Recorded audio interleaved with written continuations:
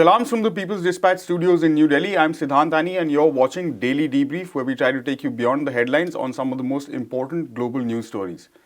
Today on the show, we're talking about Omicron. We're also talking about the Chilean presidential election. And finally, a horrific New York Times report on data that it has uncovered from the Pentagon. First up, the mayor of London has declared a major incident due to the rapid spread of the Omicron coronavirus variant in the United Kingdom's capital. Sadiq Khan, the mayor of London, said Omicron is now the dominant variant in that city and was having an impact on staff absences in the emergency services across the city. He also said London was the UK's largest region in terms of COVID cases. Latest government data shows that over 1,500 COVID patients are in London hospitals, which is up almost 30% on last week. Khan also said that in the last 24 hours, London has seen the largest number of new cases since the pandemic began, more than 26,000. Prabir, you've been looking at the data since the morning. What is it telling you, or what can we learn from it? I've been looking at it for the last 2 weeks. Right. The question is that very clearly that we have a spread of Omicron, a wave, if you will, now which has reached London and also New York. So the two densely populated urban centers where it is already exhibiting itself. It's interesting, from South Africa, the transition is now UK and the US, but also the two of the most densely populated and well-connected centers. So if you look at it this way, it's clear that Omicron spreads amongst people, obviously. So therefore, densely populated urban areas is where it is likely to break out. In other parts of the world as well, because unfortunately, the world is very well connected these days, and both New York and London are very, very well connected to the rest of the world. So I think we are very clear that this is going to be the pattern of what you will see in other places. If you take the London and New York's figures, they're also interesting because this would be the 7th and 8th largest number if they were independent countries. Right. So it has already reached that proportion. The second important data, since you were asking me about data, second important data point is that if you take the London figures, we have more details about that, you're looking at the unvaccinated being the most of the serious cases. That if people are reaching critical care conditions, largely those who are unvaccinated have reached that, though in London itself, about 70% of the people, roughly 2/3 of the people are vaccinated. So the vaccinated are also falling ill, it is true, because you can see the number of people who are vaccinated and have fallen ill are also large in number. And obviously with 70% or 2/3 of the people already vaccinated, you are likely to see that if there is what is called vaccine escape. But the important part is, though they are a minority, those who are not vaccinated are a minority in London today, the fact is most of the serious cases are unvaccinated, which seems to show that those who have received the vaccine are likely to get protection against serious illness. And I think that's a very important element of what we're seeing. So this is one part of the picture. Second part of the picture is that even those who are hospital workers are going to fall ill. So you're going to get two crises coming together, lack of hospital workers because of the infections themselves and high number of critical cases, and if that happens, you're likely to see large number of deaths. This is a precursor to all other places. Of course, Denmark is also a very interesting example. It's a small country, 5.9 million or nearly 5.5, 6 billion people. There, it's already reached very high proportions, and all the things you're likely to see, you're going to see in Denmark first. So I think this is making it very clear to us. This is what we're going to see in the rest of the world.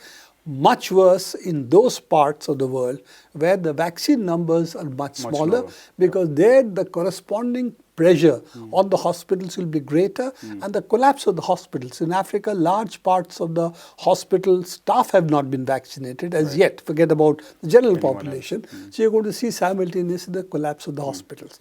I think this brings to us the question the WHO Director General has been raising, vaccine apartheid, very sharply. And that is both the combination of the anti-vaxxer campaign that you see in, for instance, in UK and the US, as well as the vaccine apartheid, both are going to hit the world. People who have not been vaccinated because of their own beliefs. They're going to get hit in the rich countries, and those who have not been vaccinated because the rich countries have hoarded the vaccines, they're going to hit because of the lack of vaccines itself. So, talking about the latter group of people, Prabir, what can governments in these countries, you talked about Africa, of course, also countries like India where numbers of vaccinated people are much lower. What can governments really do to prepare for what's going to come? Actually, India is relatively better off amongst the low middle income group. Even in the middle income group, there are two sets. We are in the low middle income group. We are actually an outlier because of the ability to produce vaccines. And that's because India was the vaccine supplier of the world at one point. We have failed to scale up the requisite amount of vaccination that should have taken place. That scaling up we did not do. We still are not able to do it. So that is one of the things which is there. But if we talk about rest of the world, I think the point has been made time and again that you need to break patents, because today there are antiviral drugs available for COVID-19 and they are reasonably effective, particularly for not developing into serious cases. So those patents can be easily broken under WTO rules and as well as the most patent rules laws available in most countries. So that's something we need to do as quickly as we can. But apart from that, as far as the vaccines is concerned, actually getting vaccines into other countries exported from Pfizer and Moderna doesn't make any sense because they require a cold chain and both Pfizer and Moderna have been very reluctant to do this anyway. So the question is, various other vaccines are available who are willing to share vaccine technology.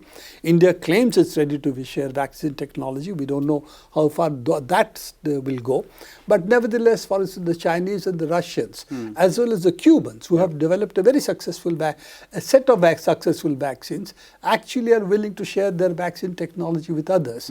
So I think that is something we need to look at expeditiously, as well as companies like AstraZeneca, who had earlier said they're not going to make profits out of vaccine, who have now started saying this year we're going to start making profits. I think they could be persuaded still, because the original vaccine is from the Oxford University with public domain money. Science. Of course, so is Moderna and so is Pfizer's vaccine. Pfizer's vaccine is really BioNTech's German-supported, government-supported vaccine.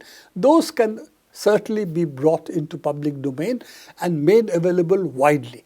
It is production of vaccines now in the third world which is the issue, because it is clear the first world, the rich countries are going to hoard vaccines. Vaccine nationalism in countries like India is going to make exports difficult, particularly with threats of Omicron coming to the fore.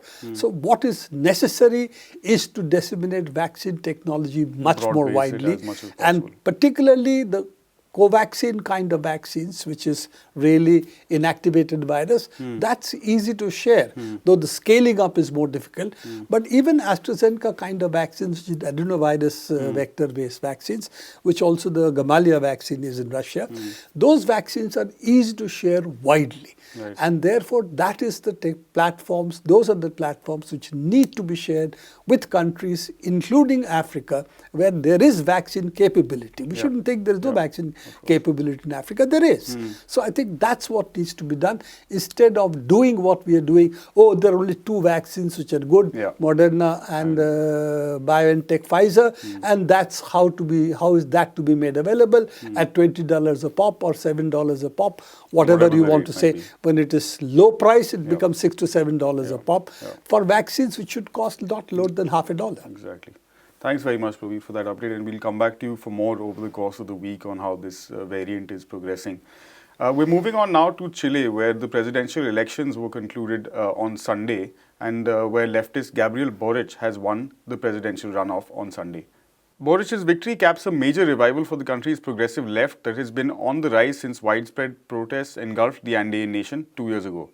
With around 99% of polling stations reporting, Boric won 56% of the votes compared to 44% for his far-right opponent, Jose Antonio Cast.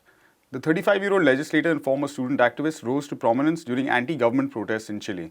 When he takes office in March, he will become the country's youngest president. Boric will replace conservative billionaire Sebastián Piñera. Prashant, Boris, it seems, was able to channelize all of the anger against these market-driven economic policies that have led to a lot of inequality in Chile. What more can you tell us about him and his sort of campaign and what he bring to the table? Right, Siddhant. So as you mentioned, two aspects, of course. One, Boric himself is a product of the 2011 protests, which was the second round of major student protests that took place against a horribly privatized, horribly unequal education system. And if you look at the third round that took place, that's happened in 2019, it began as a student protest, of course, but then also escalated into something much bigger, into a larger uprising. They call it a social uprising in Chile of 2019 against the way the economy is structured, basically. Right. Now, what we need to remember is that Augusto Pinochet, very brutal dictator, also laid the foundations for this economic system, whereby there was massive privatization. The government completely withdrew. Corporates were able to make massive amounts of benefit, while the ordinary Chilean was not able to really get the real benefits of the country's natural resources, for instance. So there has been this broad strand of thought, of activism, of work against this for many, many years. And the 2019 protests were actually very important when you look at that, because that marked a culmination of these decades of mobilizing.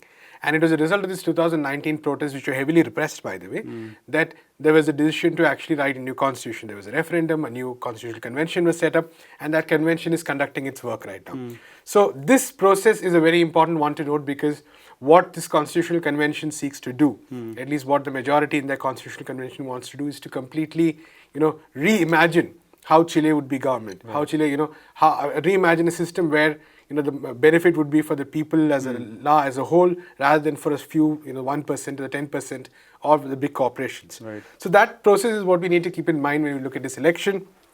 Now, Boric himself, the presidential election was actually the second wing of this process. So there was, on the one hand, this constitutional process which is going on, and equally important was this process, because if the right wing had won, that is Jose Antonio Cast had won, it would have been a big question as to how these constitutional reforms would have been implemented. Right. Because he Cast espoused a lot of the values which are in contradiction to what the constitutional process seems to want to pursue. Right. So that would have been a big question in terms of how these two processes would have convened.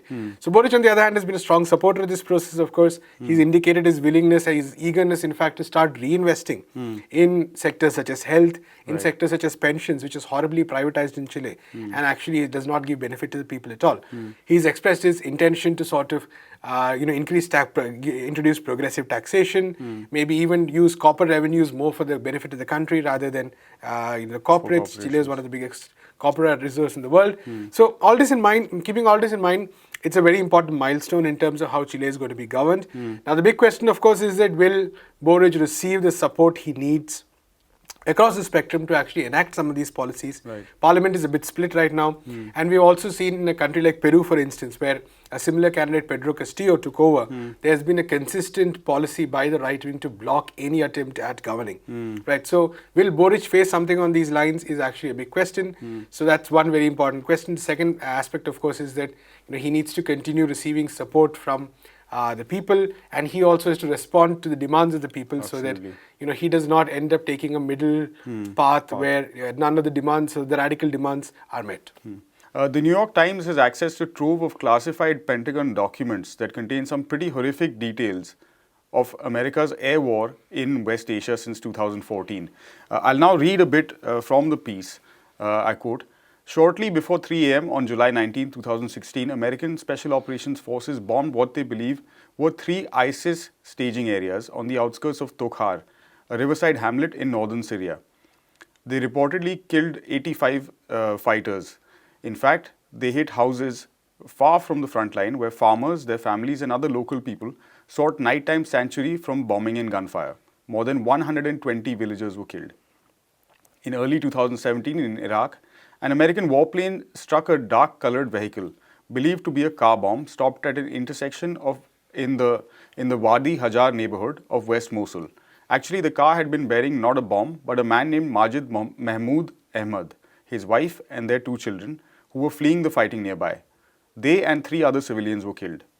In November 2015, after observing a man dragging an unknown heavy object into an ISIS defensive fighting position, American forces struck a building in Ramadi, Iraq. A military review found that the object was actually a person of small stature, a child, who died in the strike. None of these deadly failures resulted in any finding of wrongdoing. Prashant, it's a long piece that requires a thorough reading in order to sort of get what it's concluding. What did you make of your reading of it and sort of the impunity with which the Pentagon is operating? Right, Siddhant. So, couple of things. Of course, like I said, it's I think there's a two-part series. There is a lot to sort of look into. Primary documents, for instance. I think 2 or 3 things stand out very importantly. First, the fact that the United States began this extensive air attack, and this is we're all referring to these airstrikes, right? Yeah. These airstrikes were basically the United States started resorting to them because they did not want their own troops to be killed. Yeah. And they were like, it's domestically very prohibitive when American soldiers are being killed in countries America is invaded. Yeah. Now, there's of course a larger question as to why America chose to intervene in all these countries, but forget that. So this was a campaign which began during the Obama era of President Barack Obama, where they decided that they would resort to airstrikes, which would be clinical precision strikes. Yeah. And there was this whole promise that, of course, on the one hand, American forces would not be shot, and then there was this whole promise of clean precision strikes. That collateral damage will be limited. The collateral damage would be limited. And what these documents show, and it's not just these documents, I think time and again, report after report has shown that this is absolutely not the case.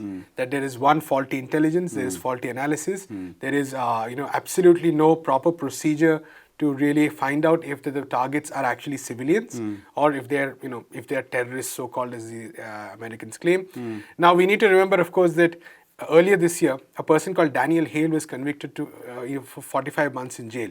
And why was he convicted? Because he released documents which showed that in a particular time period, 90% of targets who were killed by drone strikes were civilians. Right. So this is the kind of impact we're talking about. And Daniel Hale, for that crime, was sentenced to jail for 45 months.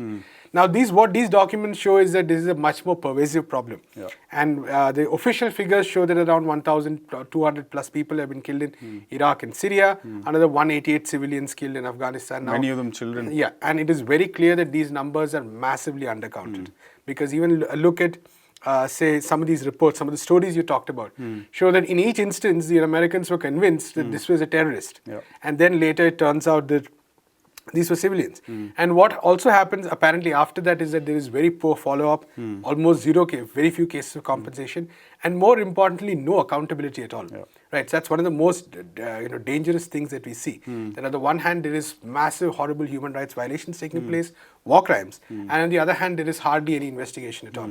Now, we have another recent instance where... Also with evidence that they can ascertain actually what's going on. Exactly. It's happening to some extent. Exactly. So, because the fact is that, if enough time and effort is put into it, they can, but nonetheless, the fact is that they haven't. Yeah. Because, it was just, I think there's an instance of an officer being reportedly using more damaging ammunition in a strike because he wanted to save the precision ammunition for later. For something else. So that's really the approach with which a lot of these instances have been, recorded. And like I said, the important thing to note here is that this is an entire huge war machine. Yeah. The American war machine, which is being run in such a haphazard, way without any thought about what is the kind of impact it is having on the ground. The fact that at the end of the day, you could just be driving in a particular way, and some surveillance equipment provides some data, and an information analyst who has probably very little experience actually makes a call based on whatever he or she is thinking, and that could be enough to end your life. And I think that with the air war, a lot of these atrocities, for instance, often get hidden much more easily because the United States just releases press statements saying that, this took place, some civilians are believed to have been killed. There is often very little scope for journalists to actually be there at the center of the war. So while what this has actually done the past 6-7 years of US air attacks is that they actually strengthened impunity that the United States is enjoying, that this war machine is enjoying. And I think that is the most important takeaway, and this really calls for proper large-scale international investigations into this right now, because this is one of the big crimes of the century. Absolutely. All right, thanks, Prashant. That does it for this episode of Daily Debrief. For more on these stories and everything else we do, you can visit our website, peoplesdispatch.org, and follow us on all the regular social media channels. We'll be back again, same time, same place tomorrow. Until then, stay safe. Thank you for watching. Goodbye.